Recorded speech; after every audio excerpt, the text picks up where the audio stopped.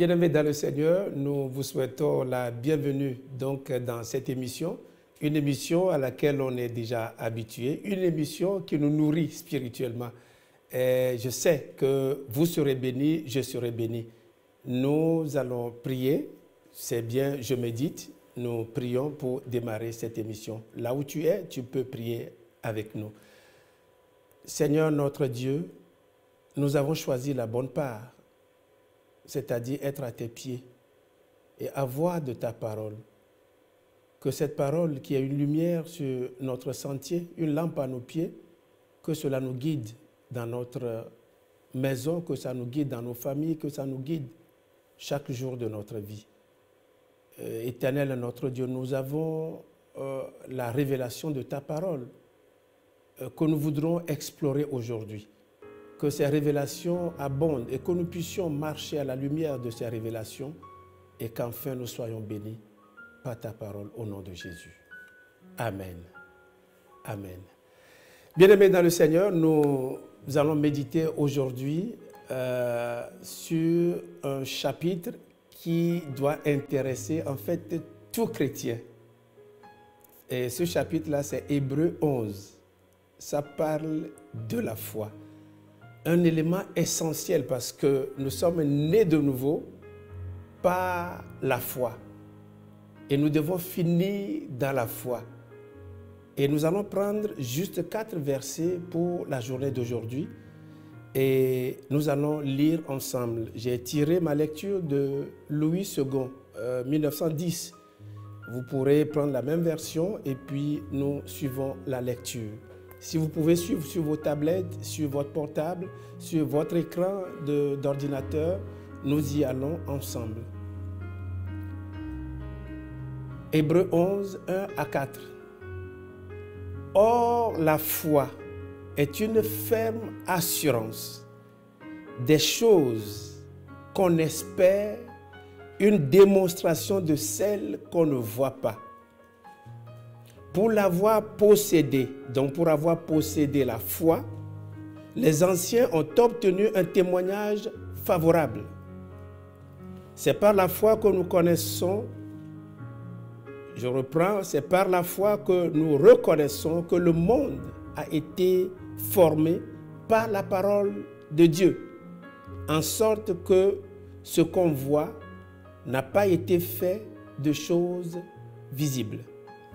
Verset 4, c'est par la foi qu'Abel offrit à Dieu un sacrifice plus excellent que celui de Caïn.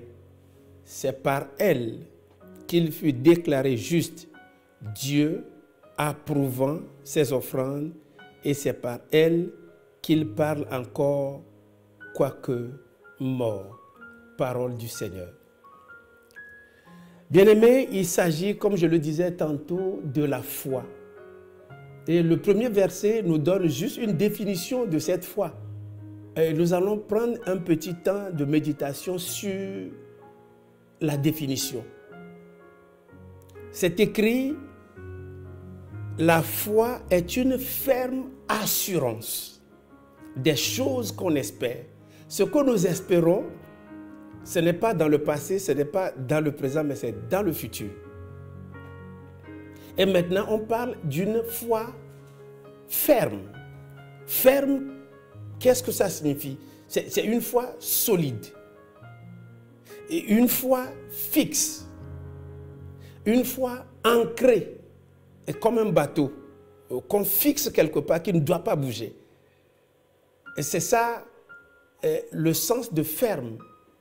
Et j'ai trouvé encore mieux dans mes recherches, inébranlable. Et je crois que ça peut nous aider. Une foi inébranlable. Cela signifie que notre foi peut être agitée par les vents, par les orages, par les épreuves, par les soucis, par tout ce que nous vivons dans la vie. Mais si la foi est inébranlable, elle peut être appelée une foi ferme. Et assurance, l'assurance c'est quoi? C'est une garantie, c'est une promesse. Et c'est une certitude. Donc une foi ferme, solide, inébranlable, mais qui est aussi une assurance. Et la Bible dit une ferme assurance. Donc, de ce que nous espérons. Autrement dit, ce que nous espérons, c'est dans le futur, nous ne le voyons pas. C'est loin des sens, de nos 5 sens physiques. Mais nous sommes fermes là-dessus, nous savons que ça va se passer. Pendant que je me préparais, il y a quelque chose qui m'est venu encore à l'esprit. Je suis basketteur et quand tu fais le pivot ou l'ailier, tu arrives quelque part, nous passons la balle sans regarder celui qui doit venir. Parce qu'on est sûr dans notre tête qu'en ce moment-là, et notre coéquipier, l'ailier doit se déplacer et prendre la balle. Donc on n'a pas besoin de le voir par les yeux. Mais on sait qu'en faisant la passe, il prend et ça marche à 90% des cas. Donc on ne voit pas, mais on est sûr qu'il doit être là. Ça se passe aussi au foot. Je ne suis pas tellement footballeur.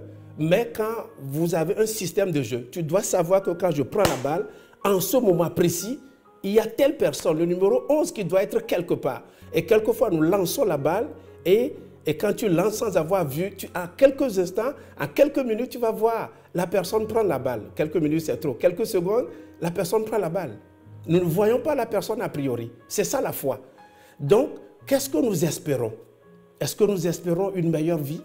Est-ce que nous espérons une transformation dans notre vie? Qu'est-ce que nous espérons? Est-ce que nous espérons être prospères? Nous devons voir ça avec les yeux de la foi. Et ce que nous allons voir aujourd'hui, c'est la fermeté dans cette foi. Une foi inébranlable. Et je crois que dans ce chapitre, nous serons vraiment éclairés par la foi. Nous serons vraiment éclairés. Éclairés. Nous allons bientôt prier. Parce que quand nous regardons le verset 2, je risque de m'arrêter là pour qu'on puisse prier un peu. On dit, pour l'avoir possédé, les anciens ont obtenu un témoignage favorable. Si tu possèdes la foi, tu dois obtenir quelque chose. Et posséder la foi, pour obtenir quelque chose, il faut un véhicule. Le véhicule qui t'amène à la possession, c'est ta confession. Et ce que tu déclares par ta bouche, ce que ta foi déclare, c'est ça que tu reçois. Alléluia. Tu ne peux pas simplement avoir une foi ferme et ne pas déclarer cette foi. Et souvent, nous avons peur de déclarer par rapport à notre entourage. Si je déclare ça et que ça ne vient pas, ça ne se réalise pas, qu'est-ce qu'on dira? Eh bien là, notre foi n'est plus inébranlable. Il s'agit d'une foi ferme. C'est toi qui vois. Tu veux te marier, tu vois ton mari. Tu dis non, l'année prochaine, à la même époque, je dois avoir un mari. L'année prochaine, à la même époque, je dois avoir un enfant.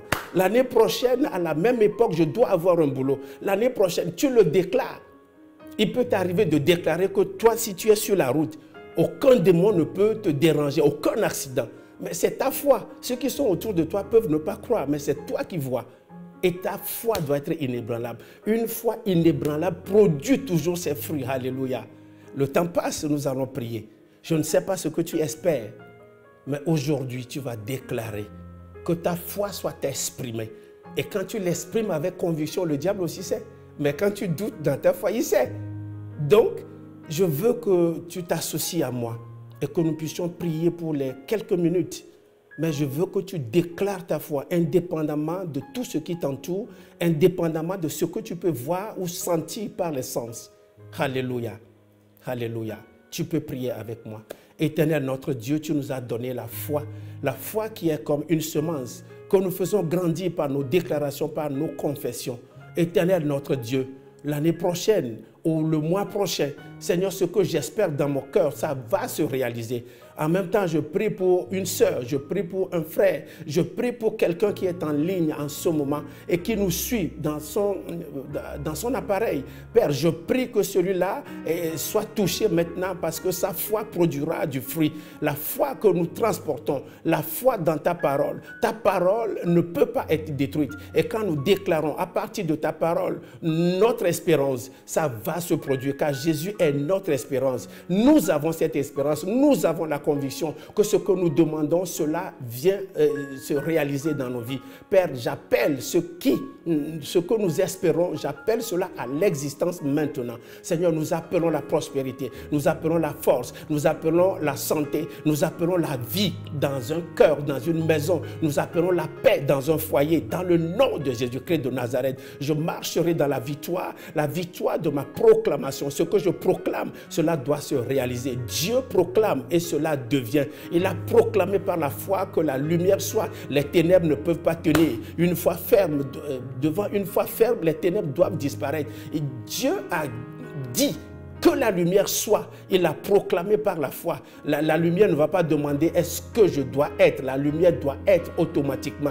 Les ténèbres ne vont pas demander est-ce que nous devons partir. Là où il y a la proclamation de la foi, c'est automatique. Les ténèbres s'en vont. Père, je prie pour la vie d'un frère maintenant. Là où la personne est envahie par les ténèbres, je déclare maintenant que la lumière soit dans sa vie. Dans le nom de Jésus, je le proclame et je le vois, Seigneur, s'établir maintenant dans une vie. Au nom de Jésus, Éternel notre Dieu, oui, toi qui nous as accordé la grâce de proclamer nos paroles, cette parole éternelle sera endossée par le ciel. Tout ce que nous déclarons par la foi, le ciel l'endosse. Oh Père, nous voyons Élie a proclamé sa foi. Il dit, à ma parole, il n'y aura ni rosée ni pluie. Sinon, à ma parole, le ciel l'a endossé. Ce que nous proclamons par la foi, le ciel l'endosse absolument. Et quand le ciel l'endosse, toute la gloire doit être à notre Dieu. Par la foi, nous obtenons ce que nous espérons. Notre espérance devient réalité. Cette espérance que nous avons en toi aujourd'hui, ça deviendra réalité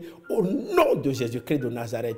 Seigneur mon Dieu, mon roi, je ne sais pas ce que le sujet de prière de mon frère ou de ma soeur qui est en ligne et qui nous suit chaque jour. Père, je prie que cela soit réalisé dans sa vie et que ce qu'il a déclaré soit scellé par le sang de l'agneau et que toute la gloire te revienne. Au nom de Jésus-Christ de Nazareth. Je dis bien au nom de Jésus-Christ de Nazareth. Est-ce que tu peux dire Amen de l'autre côté? Amen, Amen, Amen. Bien-aimés, nous pouvons continuer, même après la méditation, à proclamer notre foi. On peut proclamer en longueur de journée. On peut proclamer en longueur de journée et ça marche. Et lorsque tu auras proclamé et tu vois le résultat et ça marche une fois, ça te donne la conviction de proclamer ta foi. Alléluia. Alléluia. Eh bien, nous sommes arrivés à la fin donc, de cette méditation. Vous devez nous suivre sur nos réseaux de diffusion, Maranatha Télévision notamment, sur Orao Télécom, canal 142. Et puis sur les réseaux sociaux aussi, sur YouTube, nous y sommes, Maranatha Télévision, je l'ai dit.